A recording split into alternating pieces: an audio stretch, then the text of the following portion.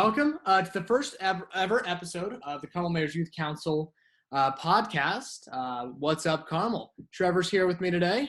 How you guys doing today? And today, with our first guest, we're going to be interviewing the Mayor of Carmel, Mayor Brainard, and we are delighted. So we are super excited to have Mayor Brainard on here today. You know, quick information about Mayor Brainard. He is in his middle of his 7th term as the mayor of Carmel, Indiana. He's in the middle of his 25th year. You know, that's a long time to be a mayor and just do one job and sit in one chair. And Carmel's extremely grateful for him, and he's done an excellent job in these last 25 years. Absolutely, Trevor. Born in Bristol, Indiana, he went to Butler University and then Ohio Northern University for his graduate school. And we are, once again, so excited to have him here. We want to learn more about what his life was like as a high schooler and how he rose to become mayor. So, yeah.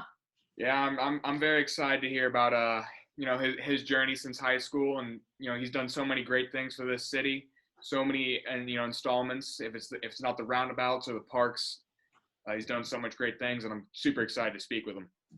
Absolutely. He'll join in here in a few seconds.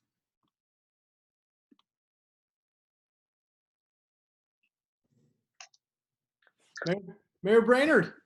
Good morning or good afternoon. How are you? Doing well. How are you? Good. There you go. Yeah, now you can see me. Yeah, we can see. Can you hear us all right? Yes, I can hear you just fine. All right, we want to start off by thanking you for joining us today. Thank you very much. It's good to see both. How you guys doing? You in school part-time, or how's it work? We're hybrid. So like Matt today, he was at school today, but I was all virtual today, and it will flip opposite tomorrow. Yes. Well, the good news is I get our hospital reports daily, and we had only 11 people in the 2 Carmel hospitals today with COVID, Carmel St. V's and Carmel IU North. 3.5 weeks ago, it was 66 people. So it's a huge reduction. And I'm very optimistic about vaccines, are being administered to the people that are most vulnerable, and it's making a big difference. Yeah. And we appreciate everything you're doing. I mean, making a difference. So thank you. So I got my first shot a week ago tomorrow. Oh, there you go.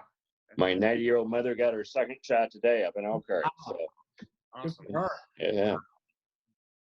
Yeah. So can you just tell us a little bit how your job has been affected, by, coronavirus? Yeah. Well, back in March, when we first started dealing with it, we didn't know what we were dealing with. So we closed everything for a period of a couple weeks, try to figure it out.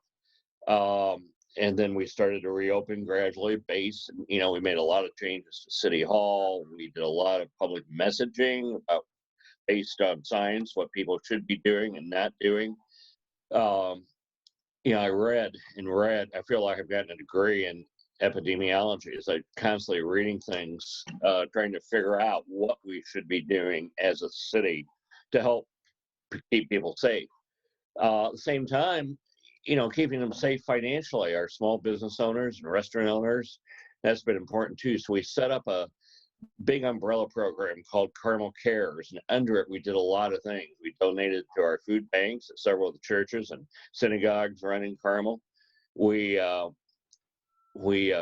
set up a program called Feed the Front Lines, raised donations from the public, and contributed some money to buy prepackaged restaurant food and then deliver it to healthcare workers that were stressed out of the hospital, quite honestly. No vaccines yet. They were trying to take care of people and risking their lives and their families' lives. Did a lot of public messaging. We worked with Allied Solutions to get donations, put hand sanitizers along the Monon Trail and other places. You'll see those signs. They help pay for those.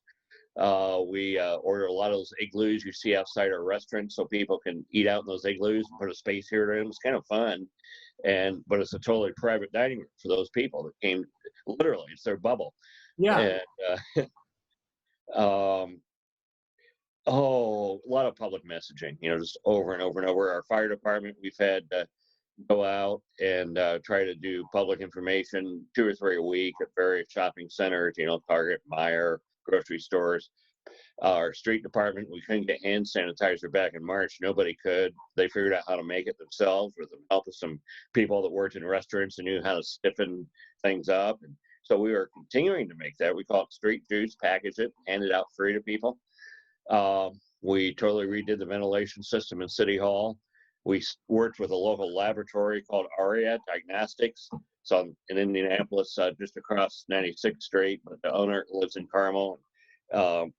Started testing all our city employees. He figured out how to do the test kit before when there was a shortage. They went around to hardware. There was a certain rubber component they needed, but they found out it was used in other products. So they bought these up at every Lowe's and Menards in the Midwest and Ace, broke them down and figured out they use it for the swab for the test kits. And so, we have first responders in the fire department taking sick people to the hospital every day. And, as you might expect, the positivity rate's pretty high in the fire department because we were, it's misnamed. It really should be the emergency medical services department. We've run about 30% positivity there, which is high. But at the same time, because we were testing, we found out who was testing positive, got them quarantined, got their families quarantined, and we've never had staffing issues. But the testing and then contact tracing is how we did that. For a period of time, we did our own contact tracing. We had to work with IT and make sure all employees could work virtually from home, which they came through and did that. And right now, City Hall is closed. About a third of the normal workforce is in the building, so they can physically distance. But I'm a good example. I'm working at home. I think I'm more efficient here. I got a fireplace. I have a fireplace at work. There you go. Long days, a lot of long days. I feel like it's the White House. You wake up upstairs, you get dressed, you come downstairs and work, then you go back. Yeah. The good news is you could wear sweats and a nice shirt and jacket and tie, and nobody knew. It was as long as you didn't stand up. Yeah, that's right. I had a lot of meetings here outside during the summer. I have a nice patio and back and pool.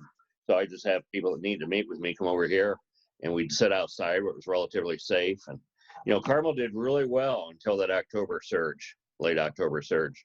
We were beating everybody, and it just got so invasive throughout the whole central Indiana region. We weren't able to.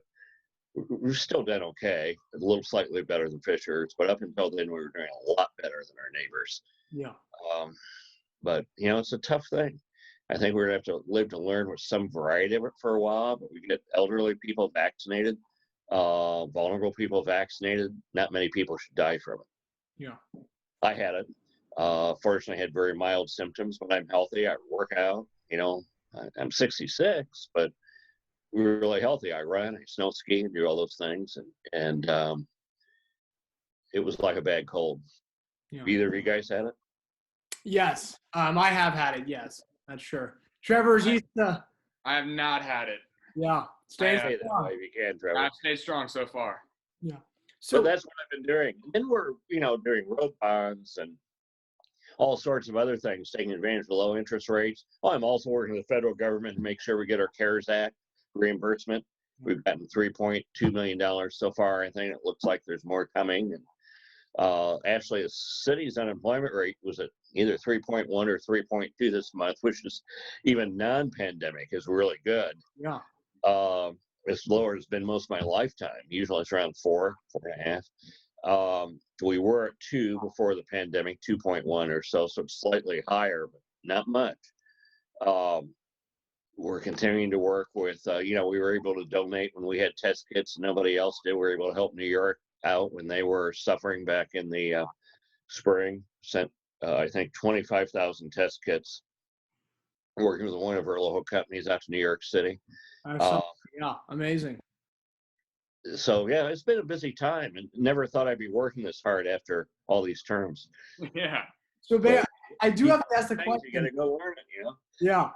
I think all of us have picked up a few hobbies, a few interests over quarantine, and I was wondering what you might have picked up or acquired over quarantine. My piano playing has gotten better. Yes. Because it's in the next room, and when I take a break every hour for 5-8 minutes, I go in and play something. So I'm playing a lot more than I used to. Yeah.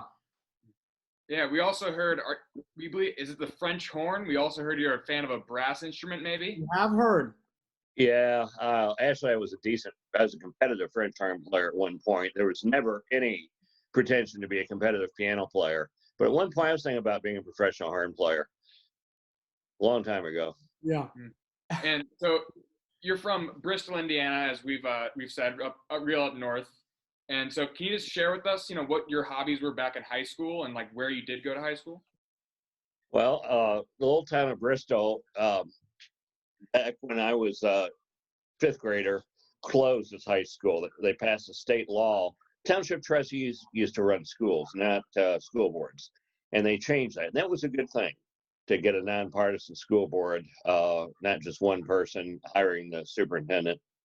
And then Indiana passed a law that said if you don't have 1,000 kids between kindergarten and senior, you need to, by referendum, combine with a nearby adjoining school district. And we didn't have 1,000 kids, 1,000 people in the entire town. So it was a little high school, maybe 180 people, and a lot different than Carmel. Yeah. And we became part of the Elkhart system. I graduated from Elkhart High School in 1972, and it was a good school system, particularly back then. The year after I was graduated, they broke the school into 2 high schools. Never should have done it, but this fall they made them back into 1 again. And it was a smart move. They never should have broken it into 2 because they weren't able to offer as many varied classes. Yeah. The number of curricular offerings went down. They weren't as good in music and sports and other things, and just wasn't as competitive. But back when I was there, it was a good high school. Then I went to Butler, then law school in Ohio, and came back here. Yes. Yeah, go Dogs. Yes. Yeah. Right. Go Dogs, Butler fan right over here. Good. So, living in Carmel, I think we have to ask the question: what is, if you can pick a favorite, what is your favorite part of Carmel, and why is that? Well, the Palladium, because that was my big project. Anchor's our new downtown. It's on the Monon Trail. But all those, Hazeldale was the first project. It wasn't there. We annexed the entire township. It became so much more efficient. Did series of public-private partnerships to create the art and design district, and then the area around the Palladium was our new downtown. The Palladium would have to be at the top of the list. Monon Trail didn't exist. We didn't have any trails. Now we have 225 miles trail.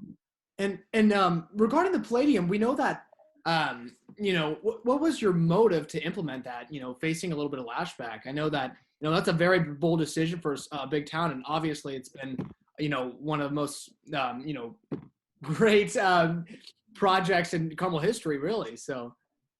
Well, it is. There's only about, it's a concert hall, not a theater. And I spent a large decade of my life trying to explain that to people. There's only about 20 true concert halls in the United States. I mean, it doesn't have a fly house, and the sound doesn't go up into the fly house where the scenery's stored. And so Indianapolis in the 70s, 80s, 90s, 2000s had all their economic development efforts, for the most part, some type, mainly centered around amateur and professional sports, bring people into Indianapolis. And they neglected, in some ways, the arts. And I thought, okay, that's a nice niche that we can fill in and help the entire region and not be directly competitive. And of course, I have that background as well. My dad was a music teacher in the public high school. Mother was a piano teacher. So I knew a little bit about it. And so that's why we did the music. We built our economic development around the arts. Yeah. And that's worked out well for us. And, we're about to embark on the Great American Songbook Museum. Cleveland has a Rock and Roll Hall of Fame, and Nashville, Tennessee has the Country Hall of Fame and Museum, and Great American Songbook is, the popular music that took us through the Great Depression, World War II, and the Broadway show tunes. So Michael Feinstein's artistic director. He's collected a lot of these things. He's as much a academician when it comes to this music as he is a performer, and knew a lot of these great people. He worked for Ira Gershwin before he died when he was a kid. And this will be a national attraction. People come from all over. Have you been in the little gallery we have at the top of the Palladium? Personally, I have not. I don't know if Trevor has. I have not either. I've been to the I think I've only been inside it twice. Arrange a CMYC event where everybody gets to go through that gallery. Yes, I Yeah, think, that'd be really cool. yeah, take a tour even. I mean, that'd be something on the list for sure. Yeah. Okay, let's mention that to your leadership, and Yes, I'll set that up. absolutely. Yes, Thank thank you very much. Maybe do it in May or something. Where maybe by then we won't have to wear masks. Yeah. Yeah. Yeah, and going back on other aspects of Carmel, you also mentioned a couple parks, and we discovered you're building a new park, right? Somewhere in Carmel. Sorry, I forget where it is, but the Sister Cities Cultural Gardens. Yes. Can you explain about what the purpose of that is and where it actually is? 'Cause We're actually building 2 new parks now. There's one up at 146 in Shelburne that the Parks Department's working on, Mm-hmm. and then right behind City Hall to the south. You know where the Japanese garden is? Mm-hmm. Right behind the parking lot. Well, the Yeah. 4 buildings to the south, we own them. We bought them, and we're tearing them down, and we're going to extend that park all the way back to Carmel Drive. We need to do that. Oh, hang up here. I can pull up and show you. Let me pull this up on the. So it's mainly, we have clay soil, so that's why we have all these little retention ponds around, Mm-hmm. and a lot of this is meant to handle drainage. You see it now? yes, Perfect. Okay, it'll come in here in just a second. It's nice to look at the aerial. Yeah.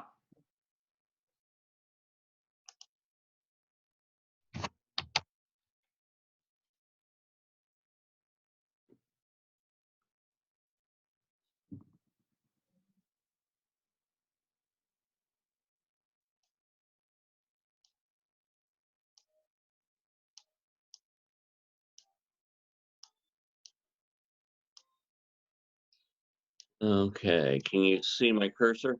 Yes. Okay, that's City Hall. Mm-hmm.